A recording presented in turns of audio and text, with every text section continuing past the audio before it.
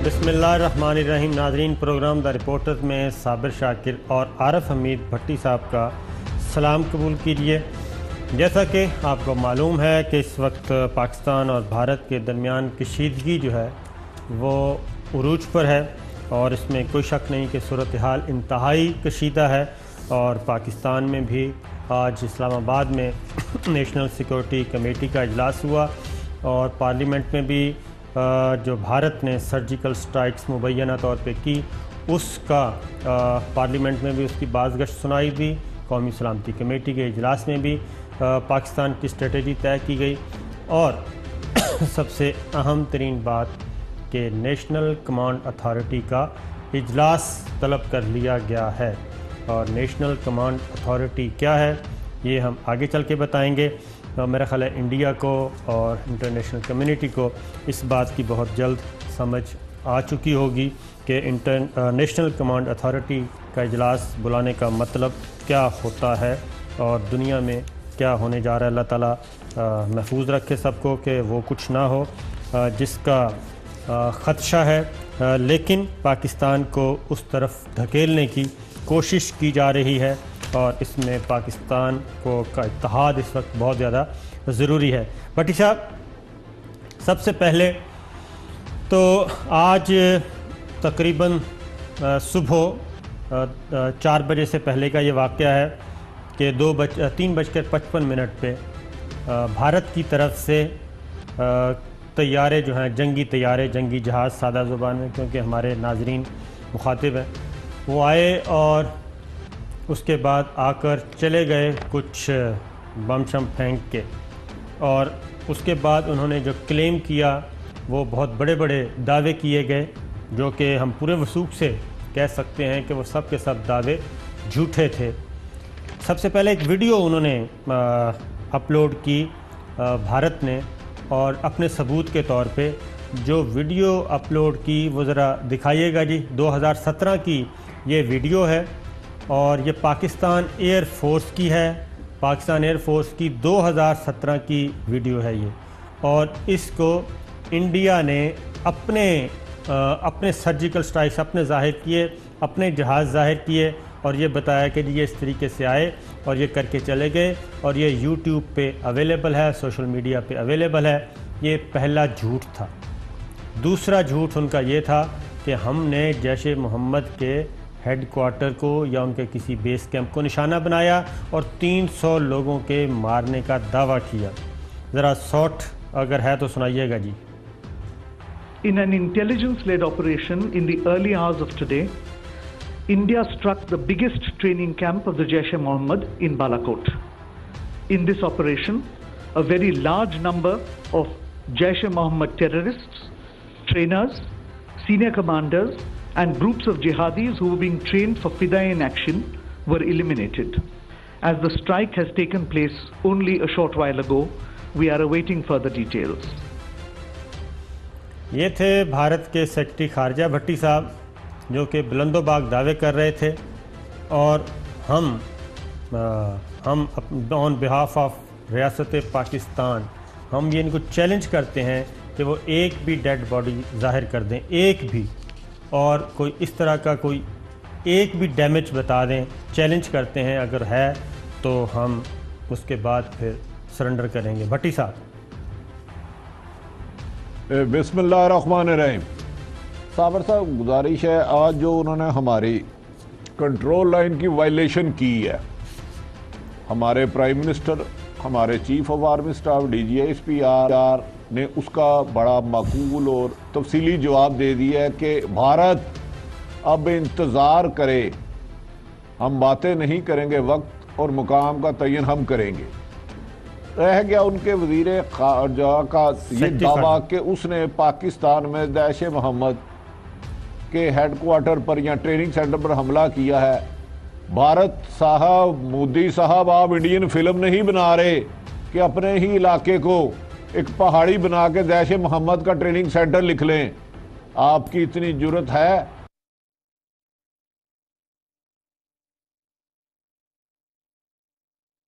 जहाज़ों ने अभी अंगड़ाई भी नहीं ली तो आप भाग गए हो। ये शक है कि आपको मार गिराना चाहिए था।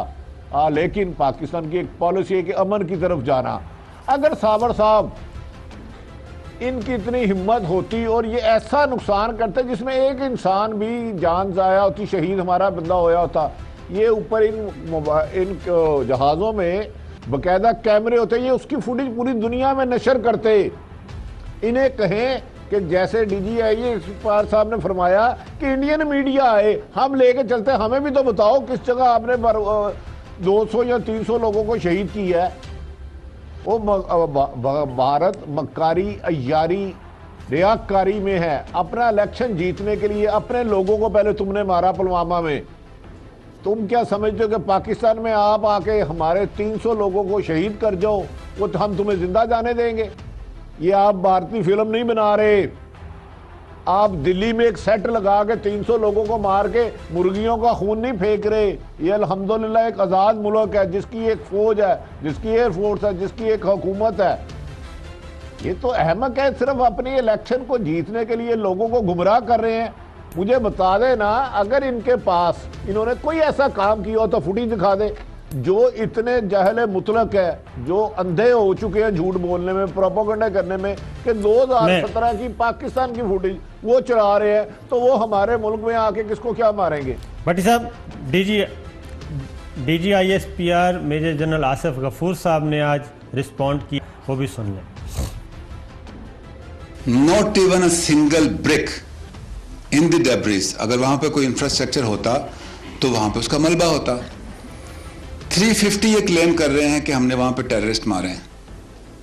मैं कहता हूं 10 भी होते तो उनकी डेड बॉडी, कि उनके जनाजे, कोई उनकी blood, the spot is open for anybody and everybody. तमाम एम्बेसडर, तमाम defence attaches, United Nation military observer group in Pakistan, we will even say the civilian population or the army reps from India, they can come through the authorized entry in Pakistan, see it for yourself, go back and tell your Prime Minister, where is that impact?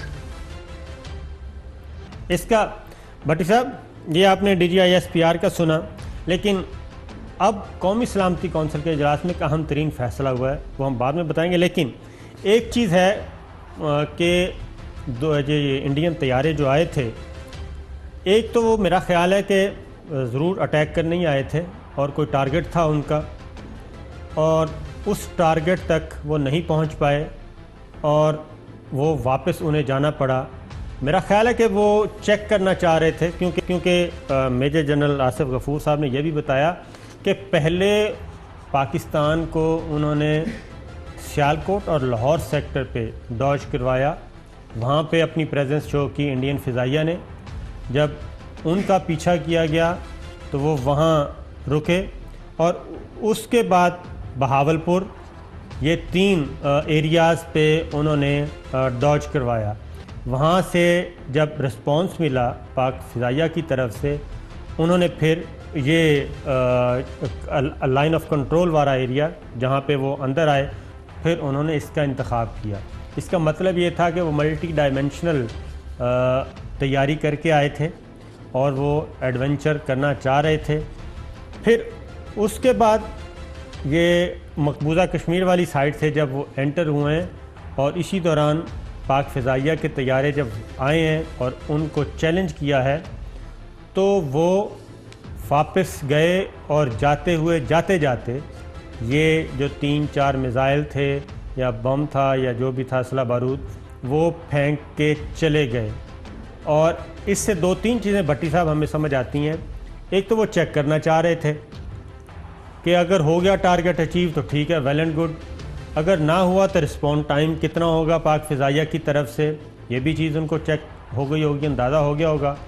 और दूसरा जो एक चीज़, जिस तरीके से उन्होंने जल्दबाजी में या जल्दी ये फेंका है असला बारूद, और अपनी स्पीड बढ़ाने के लिए, क्योंकि जब वज़न होता है जहाज़ के पास तो उसकी स्पीड स्लो होती है, जब उनको चैलेंज किया गया तो फिर उनकी स्पीड तेज़ होने की उनको ज़रूरत थी, इसलिए उन्होंने फ़ौरन जहां मौका मिला वहीं पे फेंका और वहां से निकलने की कोशिश की, निकल गए।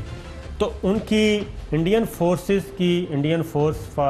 फ़िज़ाइया के ये भी एक चीज़ सामने आई है कि वो इतने फिर अहल नहीं है कि वो तसल्ली से आएँ या एग्जैक्ट टारगेट लेके आएँ और फिर टारगेट पे, और प्लानिंग भी उनकी मुझे ऐसी वैसी उसमें काफ़ी खामियां नज़र आई हैं।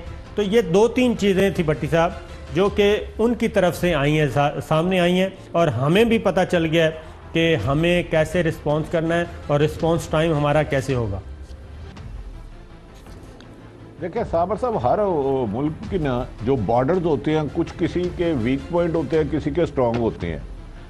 मेरा ख्याल है उन्होंने अपनी इलेक्शन कैंपेन को बड़ा करने के लिए एक बहुत खूबसूरत सा ड्रामा जिसमें प्रोपेगेंडा बना के किया। 2 जगह से, जैसे आपने कहा लाहौर और सियालकोट से आए ये खुदा ना खास्ता किसी बुरी नीयत से, लेकिन जैसे ही फर्स्ट हैंड रिस्पॉन्स आया, हमारे एयरफोर्स ने रिएक्ट किया, तो मेरा ख्याल है बुखलाहट में जो अपने टारगेट अचीव करने आए थे उसे छोड़कर भाग निकले।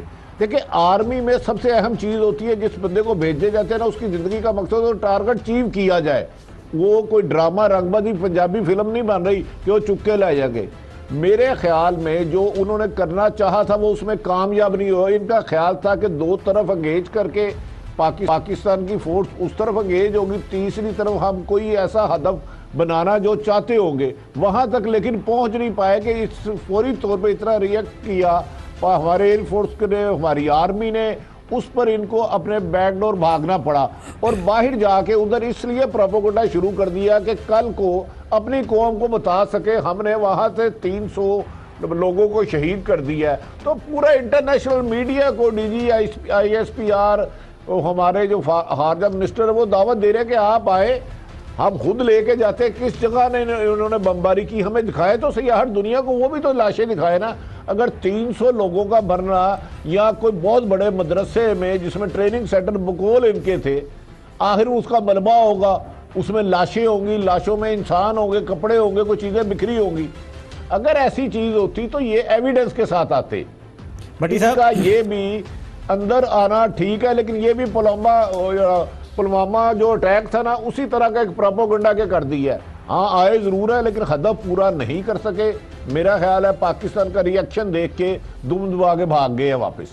भट्टी साहब, ये जो आप बात कर रहे हैं, ये आज DGISPR ने, मैं वो पोर्शन दोबारा सुनाऊं कि हमने तो इंडियन मीडिया को भी इनवाइट किया है कि इंडियन मीडिया भी आए, सिविल को भी, मिलिट्री को भी, इंडियन मीडिया को भी, कि आप आएँ और आके जनाब बता दें हमें कहाँ अटैक किया है, ताकि हमें भी पता चले। नरेंद्र मोदी साहब से भी जाके वापस पूछ लें जो आजकल जलसों में मसरूफ़ हैं। ज़रा सुनाइएगा जी दोबारा। We will even say the civilian population or the army reps from India, they can come through the authorized entry in Pakistan, see it for yourself, go back and tell your Prime Minister, where is that impact? ये आपने सुन लिया भट्टिया, जो आप बात कर रहे थे वो है। और दूसरा, अब जो कौमी सलामती कौंसिल के इजलास में फ़ैसला हुआ वो ये है कि हम हर सूरत में अब जवाब देंगे। पाकिस्तान के पास इसके अलावा कोई ऑप्शन नहीं कि पाकिस्तान अपनी पसंद के टारगेट पे, अपनी पसंद के वक्त पे इसका जवाब देगा। DGISPR ने इसके बारे में भी बताया, शाह महमूद कुरैशी साहब ने भी बताया, वज़ीर ख़जाना असद उमर साहब का भी ट्वीट आ चुका है उसके बारे में कि हम बहुत जल्द इस जारहियत का जवाब देंगे। DGISPR ने क्या बताया, ज़रा सुनिएगा। मैंने 3 चीज़ें कही थी। You will never be able to surprise us. We have not been surprised. We were ready, we responded, we denied. मैंने कहा था कि we will retain the escalation ladder. We have that initiative in our hand. I said that we will surprise you. Wait for that surprise. I said that our response will be different. See it for yourself. The response will come. Now it is time for India to wait for our response. The response will come at the point and time of our choosing. भट्टी साहब, ये जो आपने DGISPR का सुना, ये मैं अपनी information भी दे दूं, ख़बर भी दे दूं, आपके पास भी यकीनन होगी कि ये महज प्रेस कॉन्फ्रेंस नहीं थी, ये महज मीडिया के साथ इंटरेक्शन नहीं था। ये बाकायदा एक मैसेज था और इसका फ़ैसला आज नेशनल सिक्योरिटी कमेटी में हुआ है, जिसकी सदारत वज़ीर आज़म ने की, जिसमें तमाम सर्विसेज चीफ मौजूद थे, army chief general Qamar Javed Bajwa साहब, दीगर वुज़रा। और इस सिलसिले में पाकिस्तान ने अपने दोस्त ममालिक को भी आगाह कर दिया है कि अब पाकिस्तान के पास इसका जवाब देने के अलावा, मैं एक बार फिर बता रहा हूँ कि पाकिस्तान के पास इसका जवाब देने के अलावा कोई और ऑप्शन नहीं है। पाकिस्तान इसका जवाब देगा, अपनी पसंद का वक्त होगा, अपनी पसंद का टारगेट होगा, और पाकिस्तान ने अपने दोस्त ममालिक को इस सिलसिले में इन्फॉर्म कर दिया है। भट्टी साहब, आपके पास भी कोई इसी तरह की इन्फॉर्मेशन है? मुझे पता है। देखें साबर साहब, पाकिस्तान ने हमेशा अमन की कोशिश की और जंग एक स्ट्रेटेजी के तहत लड़ी जाती है, सिर्फ प्रोपोगंडा या गीदड़ भगियों के साथ नहीं की जाती। एक तो आपको पता है प्राइम मिनिस्टर के सरबराही में इजलास हुआ, दूसरा नेशनल कमांड अथॉरिटी का भी इजलास हुआ, बुला लिया है, वो कल है। और आज चीफ साहब ने एक और मुलाकात की है अपनी अस्करी और तमाम क़यादत में, तमाम तीनों बड़ी अफवाज में।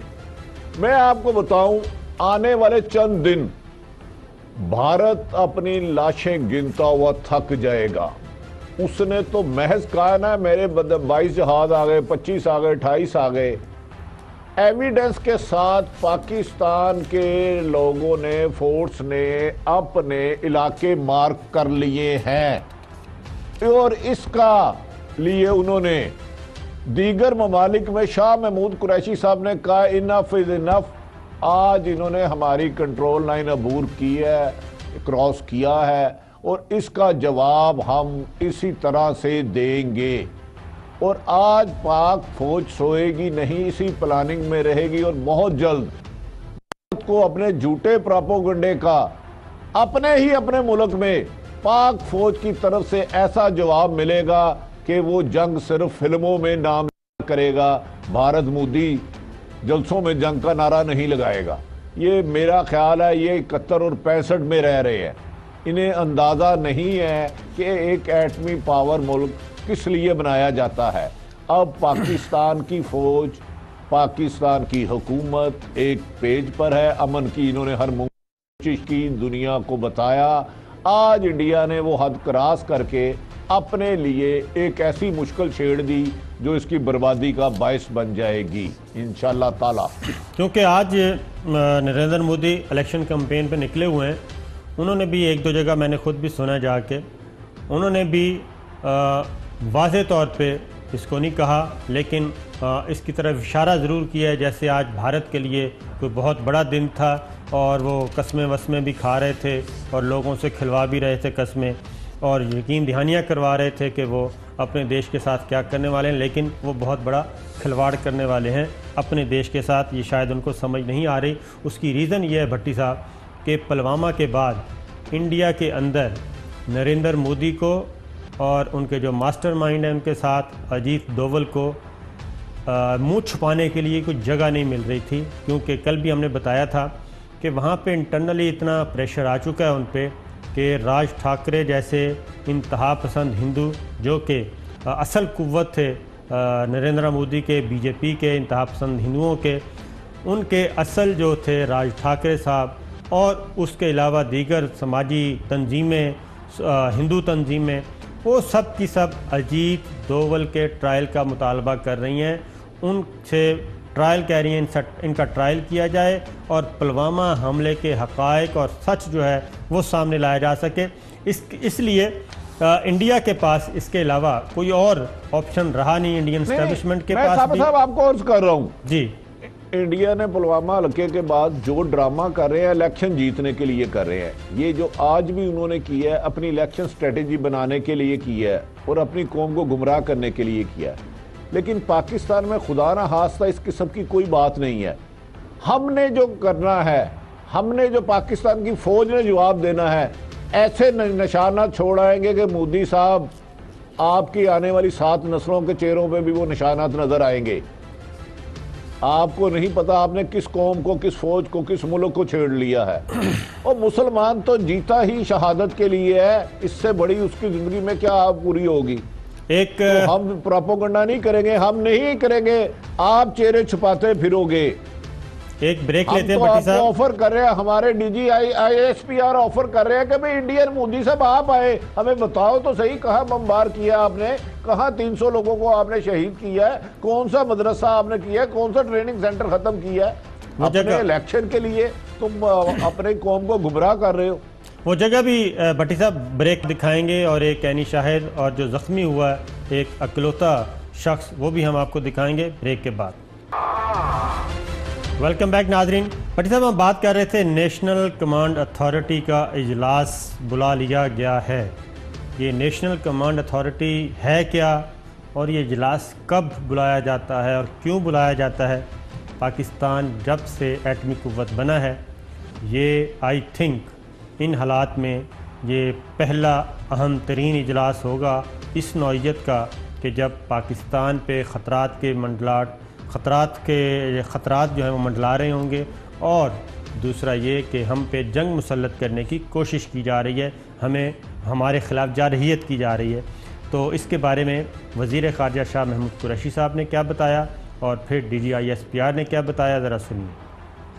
पाकिस्तान रिस्पॉन्ड करेगा। फैसला किया गया है कि नेशनल कमांड अथॉरिटी जो कि एक अहम फोरम है, उसका फिल फॉर इजलास तलब किया जाए और कल उसका इजलास तलब कर लिया गया है।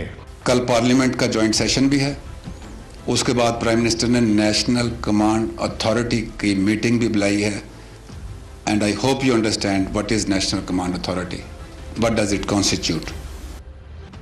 भट्टी साहब, मुझे तो पता है कि नेशनल कमांड अथॉरिटी क्या है और ये किस बला का नाम है और ये इजलास क्यों बुलाया गया है, और आपको भी पता होगा जो आप बार बार कहते हैं कि वो शादी पे पटाखे नहीं चलाने, तो अब आपका क्या ख्याल है?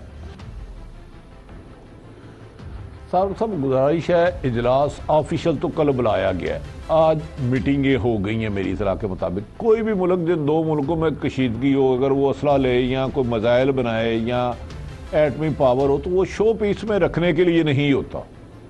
पाकिस्तान की हिफाजत के लिए असला ख़रीदा जाता है, पाकिस्तान को तहफ़्फ़ुज़ देने के लिए जाता है। एटम बम पाकिस्तान की हिफाजत के लिए बनाया गया है कि कोई मैली आंख में लगाए देखे तो उसको सबक सिखाया जाए। पाकिस्तान इसलिए नहीं था बना कि एटम बम की हिफाजत करता रहे खुद ही। एटम बम उनको, मैंने पहले भी अर्ज़ किया कि मोदी साहब की कामयाबी या नाकामी पर आतशबाजी के लिए नहीं बनते। दर हकीकत मैं बताऊं कि भारत अपने इलेक्शन के तौर पर जो प्रोपेगेंडा इस्तेमाल कर रहा है, यही प्रोपेगेंडा उसके लिए, यही चालें उसके लिए निशाने इबरत बन जाएंगी। मैं समझता हूं पाक फौज उनसे ज़्यादा अलर्ट है, उनसे ज़्यादा चुकन्ना है, उनसे ज़्यादा नज़र रखे हुए है। जो जो उनके वीक पॉइंट तकरीबन 41 से ज़्यादा है, उन सब को अंडर ऑब्जर्वेशन है। लेकिन इसकी स्ट्रेटेजी जंग हम भारत की तरह नाकाम वार नहीं करेंगे, भागने के लिए नहीं कोई अटैक करेंगे। वो फौज जवान कैसा कि जिसका हमला ही नाकाम हो जाए। तो पाकिस्तान जो इसका जवाब देगा, मैं आपको बता रहा हूं, दुनिया में भारत जंग का नाम भूल जाएगा और सिर्फ फिल्मों में भारत जंग का इस्तेमाल किया करेगा। मेरा ख्याल है कि वो अंडर एस्टिमेट कर गया, उसने कोई डराने की कोशिश की या किसी और गैर मुल्की को। अब उसकी दुनिया में जब पाकिस्तान जितनी अहमियत नहीं रही, अफगानिस्तान में उसने पूरा अमेरिका के अरबों खरबों डॉलर भी खा गया और उसका रिजल्ट आपने देखा कि अब उनको उनके साथ मुज़ाकरात की टेबल पर आना पड़ा। साहब, एक चीज़ मैं आपको बताऊं कि इस एडवेंचर मिस एडवेंचर और जो कुछ इंडिया प्लान कर रहा है, उसमें सिर्फ एक मुल्क और है दुनिया का उसके साथ, जो उसको मेरा ख्याल है कोई सब्ज़ बाग दिखा रहा होगा कि आप फिक्र न करें। तो ये को एडवेंचर कह लें, एक मुल्क और है, एक इंडिया है और एक और है। और दूसरा वो ये भी काफ़ी अरसे से वो मुल्क कोशिश कर रहा है और इसी के ताउन से ही कर रहा था कि किसी भी तरीके से हमारे जो एटमी असासे हैं उनका पता चलाया जा सके कि वो कहाँ हैं, किस शक्ल में हैं, किस मिक़दार में है। अभी तक अल्हम्दुलिल्लाह अल्लाह का शुक्र है कि तमाम तर जदीद तरीन टेक्नोलॉजी, जदीद तरीन इंटेलिजेंस ज़राए जितने भी आप कह सकते हैं, उसके बावजूद अभी तक किसी भी मुल्क को, और ख़ास तौर पे उस मुल्क को जो बहुत ज़्यादा कीन है कि किसी भी तरीके से पता चल सके, अभी तक उसको ये अंदाज़ा नहीं हो सका, अभी तक उसको ये इन्फॉर्मेशन नहीं मिल सकी कि वो कहाँ है। वो मेरा ख़्याल है कि ये जो थोड़ा सा एस्केलेट करके या सूरत हाल को थोड़ा सा ज़्यादा इश्तियाल दिला के, आई थिंक उनकी ये स्ट्रेटजी होगी कि ये भी पता चले, हमें अंदाज़ा हो कि वो एटमी असासे कहाँ हैं, किस शक्ल में हैं।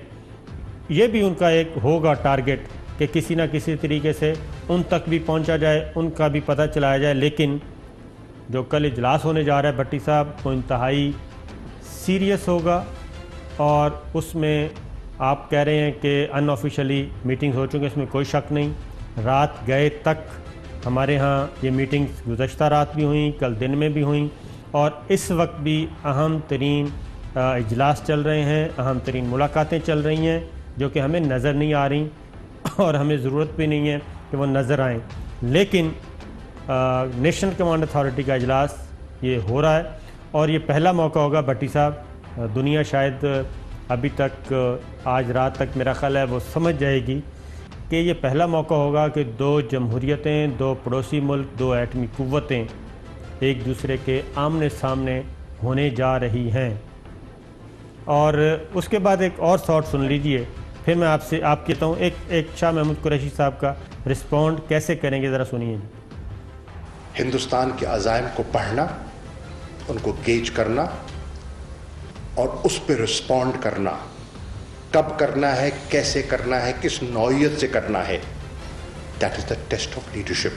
We will not be sucked in, but what others do we will act, we will not react. Bhatti साहब, हम एक्ट करेंगे, अब रिएक्ट नहीं करेंगे। देखिए साबर, मैंने यही कहा ना, जंग जज्बात और बेवकूफ़ी से नहीं लड़ी जाती। इलेक्शन की स्ट्रेटेजी को बनाने के लिए नहीं जंग लड़ी है, दो मुल्कों की जंग है, दोनों ही एटमी ताकत है। और जो आपने कहा ना किसी मुल्क की ख्वाहिश है कि पता चले कि एटमी टेक्नोलॉजी का है, ये एटम बम को ये एक गुड़िया का डब्बा नहीं है जो एक दुकान से जाके ख़रीद कर लाएंगे। इसको मुख्तलिफ जगहों पर रखा जाता है और इसकी मूवमेंट इतनी तेज़ी से होती है कि खुद बाहर हो, जिस मुल्क की क्या ताकत कह रहे हैं, जो मूवमेंट करा रहे होते हैं उन्हें नहीं एक दूसरे का पता था किस तरह करा रहे हैं।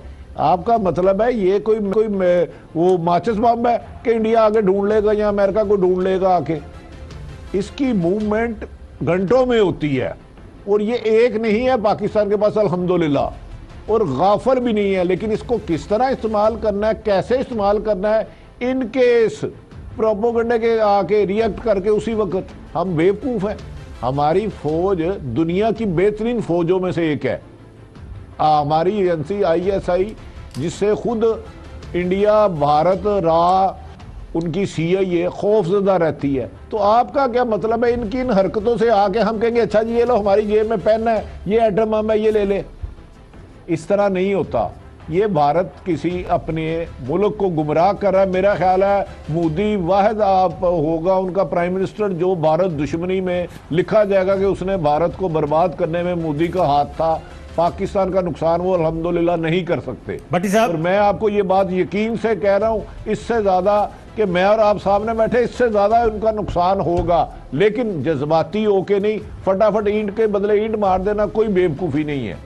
भट्टी साहब, एक और चीज उन्होंने एक प्रोपेगेंडा किया, हम ऐसे हरकत नहीं करेंगे। एक और सुन लें कि हमारी पॉलिटिकल लीडरशिप और मिलिट्री लीडरशिप, मुतल्लिका वजारतें, मुतल्लिका हुक्काम आज मीडिया के साथ इंटरेक्शन किया, उन्होंने अवेलेबल रहे, सवालात पूछे गए, सवालात के जवाबात दिए गए, सख्त से सख्त सवालात भी किए गए, क्वारीज भी की गई। उन सब के सवालात बड़ी खुश उसलूबी से हमारे वज़रा ने भी दिए और DGI-SPR ने भी दिए। लेकिन हम चलते हैं दिल्ली में अगर उन्होंने वाक़तन ये बहुत बड़ी कामयाबी हासिल की होती और की हुई तो फिर तो उनको खुल के जवाब देना चाहिए था सेक्रेटरी ख़ारजा के साथ जो प्रेस कॉन्फ्रेंस। अब सेक्रेटरी ख़ारजा, इंडियन सेक्रेटरी ख़ारजा प्रेस कॉन्फ्रेंस कर रहे हैं, उनके साथ एक साहब बैठे हैं, और कुछ और साहब भी थे उससे पहले, वो मैं आपको बताऊंगा कौन थे। तो उन्होंने क्या कहा, प्रेस कॉन्फ्रेंस से पहले हिदायत क्या दी, वो ज़रा सुनिए। I have with me the Foreign Secretary of India, Shri Vijay Gokhale, who will read out a statement. We will not take any questions after FS finishes his reading out the statement. ये आपने सुन लिया भट्टी साहब कि उन्होंने कहा कि ये statement पढ़ेंगे और सवाल का जवाब, न सवाल लिया जाएगा न कोई सवाल का जवाब नहीं देंगे। ये है। अच्छा साबर साहब मैं आपको गुजारिश करता हूँ, क्योंकि वो झूठ बोल रहे थे, गुमराह कर रहे थे। आपने अपने तीनों मिनिस्टरों की प्रेस कॉन्फ्रेंस सुनी होगी, सख्त सवाल भी किए गए। मेरे ज़हन में भी था कि इंडियन जहाज को मार गिराना चाहिए था, उसे वापस नहीं जाना चाहिए था। मैं अब भी ये लफ्ज़ कह रहा हूँ। नहीं आप आपकी राय का मैं एहतराम करता हूँ, लेकिन मेरी ख्याल है उन्हें मार गिराना चाहिए था, उन्हें वापस नहीं जाना चाहिए था। लेकिन मैंने 5-6 लोगों से बात की। एक फौजी की ट्रेनिंग होती है ना, हर एक की अपनी ट्रेनिंग, उन्हें अपने काम का एक्सपर्ट है। तो उन्होंने कहा कि आप जो बात कर रहे हैं पाकिस्तान की मोहब्बत में या जोश खताबत में कर रहे हैं, जज्बात में कर रहे हैं। उन्होंने कहा जी मुक्का किसी को ऐसे मारते हैं कि अपने हाथ में ना दर्द शुरू हो जाए, उसकी पसलियों में दर्द हो। तो पाकिस्तान ने इसलिए इतनी जल्दी रिएक्ट नहीं किया कि पाकिस्तान एक स्ट्रेटेजी के तहत चल रहा है। अब उन्होंने पाकिस्तान को इंडिया से ज़्यादा इंडिया के बारे में आगाही पाकिस्तान की एजेंसियों के पास है। हमने कब अटैक करना है, किस वक्त करना है और इसका जवाब इंडिया कैसे दे सकता है, ये सारी स्ट्रेटेजी बना के हम चलते हैं। तो मुझे ये समझ में आई है कि वो ना गिराया या उसमें थोड़ा सा डिले हो गया। इसका यही वजह था कि जब मुक्का उनको मारे तो मोदी साहब के नाक से खून निकले, मेरी अपनी उंगली ना दर्द हो। ब्रेक लेते हैं, ब्रेक के बाद बात करें। वेलकम बैक नाज़रीन। भट्टी साहब टाइम बहुत थोड़ा है।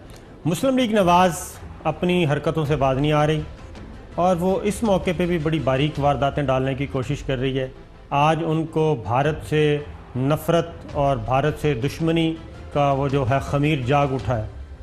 OIC का इजलास है और अहम तरीन फोरम है, उसमें ख्वाजा आसिफ साहब बड़ी बारीक वारदात डाल रहे हैं और कह रहे हैं कि जनाब पाकिस्तान को इसका बाइकआउट कर देना चाहिए क्योंकि भारतीय वज़ीर ख़ारजा को बुलाया जा रहा है।